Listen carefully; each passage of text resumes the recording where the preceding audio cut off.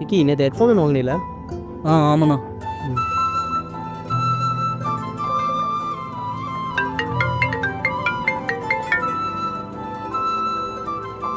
Hello அண்ணா, நாங்க வீட்ல இருந்து கிளம்பிட்டோம். நீங்க எங்க இருக்கீங்க? நீங்கள் ஸ்கேன் சென்டர் போயிருங்க, நான் காசு வாங்கிட்டு வந்துடுறேன். அண்ணா, அம்மாவுக்கு ஸ்கேன் எடுக்கணும்னு ஒரு 2000 ரூபா கேட்டிருந்தேன்ல. ஆமாடா.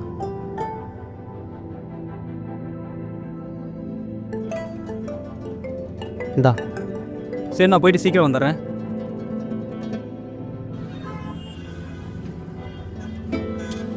டேய் வண்டி எடுத்துட்டு போடா. இல்லைண்ணா, பக்கத்தில் தான் நான் போகிறேன், நடந்தே போய்க்கிறேன்.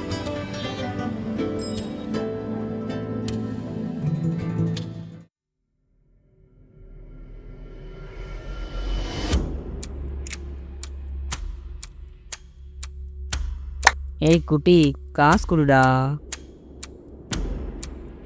இந்தாங்கக்கா. வேற காசு இருந்தா கொடுடா, அக்கா சாமி கும்பிட்டு தரேன். என்கிட்ட வேறு காசெல்லாம் எதுவும் இல்லைக்கா.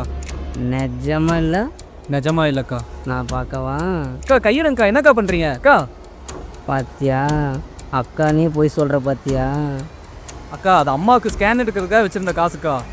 ஏ எதனா தூக்கி நான் ஓட போகிறேன். இரு, சாமி கும்பிட்டு தரேன். டைம் ஆகுதுக்கா. அக்கா சாமி கும்பிட்டல்ல, அப்போ இது சாமி காசு. அக்கா தயவு செஞ்சு கொடுத்துருங்கக்கா. இந்த அம்மாவுக்கு ஸ்கேன் எடுக்க வச்சுருந்த காசுக்கா, விளையாடாதீங்கக்கா. விளையாடலாம் இல்லைடா, சாமி கும்பிட்டல்ல, அது சாமி காசு தான். அக்கா, மரியாதையாக கொடுத்துருங்க. வேணுமா? வேணும் நீ ஏற்றுக்கோ. அக்கா ப்ளீஸ்க்கா. அக்கா அக்கா அக்கா என்னக்கா பண்ணுற? அக்கா அக்கா விடுக்கா. என்னடா குட்டி, அக்கா மேலே போமா? அக்கா எல்லாம் பார்க்குறாங்க, ஒரு மாதிரி இருக்கா. அக்கா விடுக்கா. ஐயோ.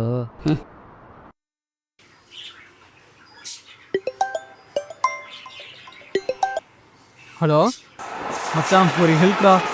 என்னடா? டேய், ஒரு 2000 ரூபா காசு இருந்தா கிடைக்குமா? 2000 ரூபாயா? எதுக்குடா? டேய், அம்மாவுக்கு ஸ்கேன் எடுக்க ஓனர்கிட்ட 2000 ரூபா காசை வாங்கிட்டு வந்துட்டு இருந்தேன்டா. வர வழியில் ஒரு டிரான்சிட் இருக்கு, அதை பிடிக்கிட்டாங்கடா. என்ன சொல்ற? காசு பிடிக்கிறாங்க, திருப்பி வாங்க வேண்டியதாண்டா. டேய், திருப்பி கொடுக்க சொல்லி எவ்வளோ கேட்டேன்டா. என்ன ஆனா? ஆனால் அவங்க அந்த இடத்துலயே கை வச்சிட்டாங்கடா. ஜாலிதா. ஜாலியா? என்னடா பேசுற? டேய் உண்மையை சொல்லு, எப்படி இருந்துச்சு? நல்லா இருந்துச்சா? மூடிட்டு ஃபோனை விடா.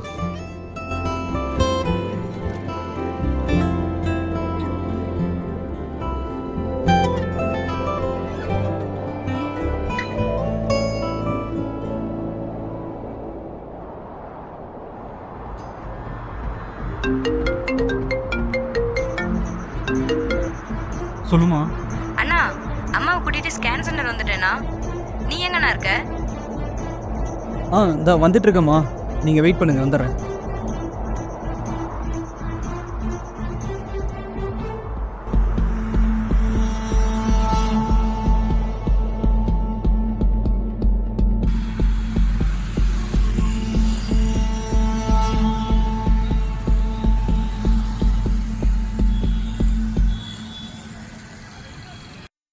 ஏழு எட்டு 9 11 14. என்னடா சீக்கிரம் வந்துட்ட? கொஞ்சம் லேட்டாகவும் சொல்லிட்டாங்கண்ணா, அதான் வந்துட்டேன்.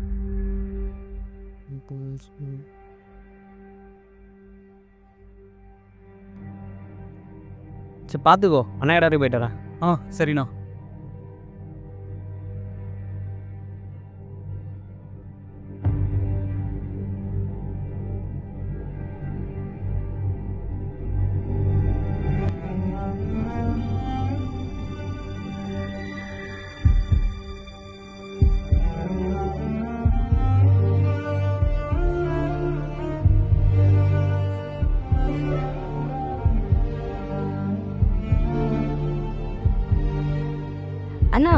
அம்மாவை கூட்டிட்டு ஸ்கேன் சென்டர் வந்துட்டேனா. நீ எங்கண்ணா இருக்க?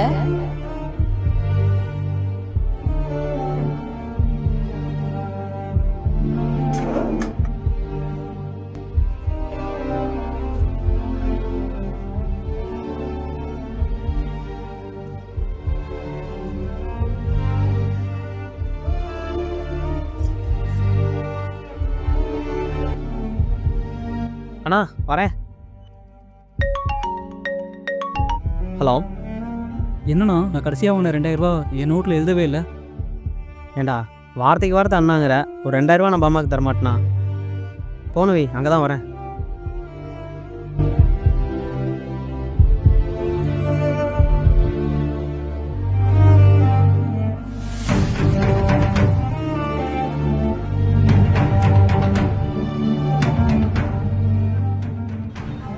அண்ணா அண்ணா அண்ணா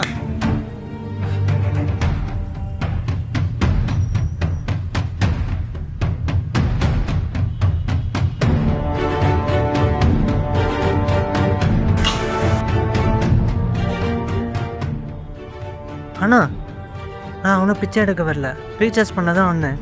எங்களை பார்த்தாலே பிச்சைக்காரன்னு முடிவு பண்ணிடுவீங்களா? ஐயோ, நான் எங்கே உங்களை பிச்சைக்காரன்னு நினைக்க போகிறேன்? நீங்கள் வழிப்பறி பண்ணுறவங்க. பஸ் ஸ்டாண்ட், ரயில்வே ஸ்டேஷன் ஒரு இடம் நிம்மதியாக போக முடியுதா? கை தட்டுற சத்தத்தை கேட்டாலே பயமாக இருக்கு.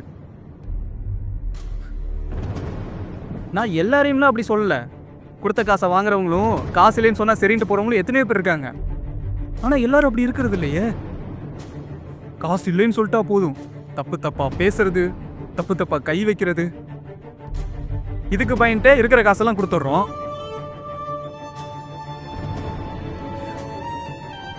அம்மாவுக்கு ஸ்கேன் எடுக்கிறதுக்காக 2000 ரூபாய் வச்சிருந்தேன், அதையும் பிடிங்கிட்டு விட்டாங்க.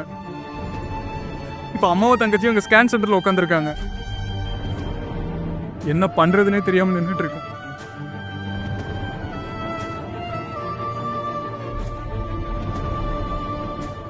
நான் சொந்தமாக பொட்டிக்கு வச்சுருக்கேன். எனக்கு தெரிஞ்ச நிறைய பேர் உழைச்சி சம்பாதிக்கிறாங்க. ஆனால் எல்லாராலும் அந்த லைஃப்பை அமைச்சிக்க முடியறதில்ல. அதுதான் இந்த மாதிரி சம்பாதிக்கிறாங்க.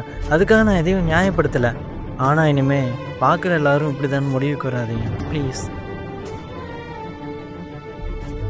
சாரிங்க, நான் சத்தியமாக உங்களை அப்படி மீன் பண்ணல. யார் மேலே கோவத்தை காட்டுறதுன்னு தெரியாமல் தான் உங்ககிட்ட அப்படி பேசிட்டேன்.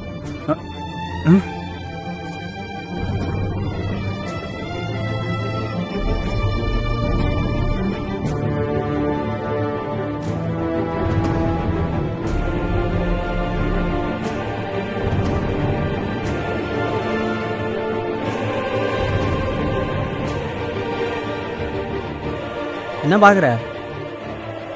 அவங்க அப்பயே போயிட்டாங்க. அவங்க எதுக்கு நான் எனக்கு காசு கொடுத்துட்டு போகிறாங்க? இந்த எல்லாரும் சார்பாகவும் விட்டா மன்னிப்பு கேட்டு போகிறாங்க.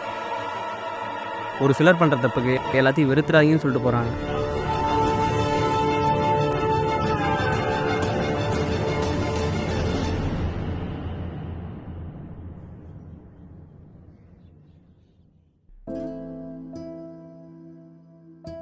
இவ்வளோ நடந்திருக்கு, என்கிட்ட சொல்லணும்னு தோணல. சொல்லி மட்டும் என்னன்னா நடக்க போகுது? அந்த அக்கா என்னை தப்பாக தொடும்போது சுற்றி இருந்த யாருமே அதை கேட்க வரல. இதை பற்றி என் ஃப்ரெண்டுகிட்ட சொல்கிறேன், ஜாலியாக இருந்துச்சான்னு கேட்குறான். இதெல்லாம் அவங்க பண்ணுறதாலே யாரும் இதை பெருசாக எடுத்துக்க மாட்டாங்களாண்ணா? இல்லை விக்கி, இது யாருனாலும் நடக்கிறங்கிறத பொறுத்து இல்லை, யாருக்கு நடக்கிறங்கிறத பொறுத்து தான். இதுக்காக பொண்ணுங்களுக்கு நடக்கிற ஹராஸ்மெண்ட் கூட அதை கம்பேர் பண்ணல. அவங்களுக்கு நடக்கிறதெல்லாம் பெரிய கொடுமை. ஆனால் இது சின்ன விஷயம் இல்லைல்ல. எனக்கு ஒரு விஷயம் தெரியுமா? நான் ஸ்கூல் படிக்கும்போது என் ஹாஸ்டல் வார்டன் என்கிட்ட தப்பாக நடந்துக்கிட்டான். என்னண்ணா சொல்கிறீங்க?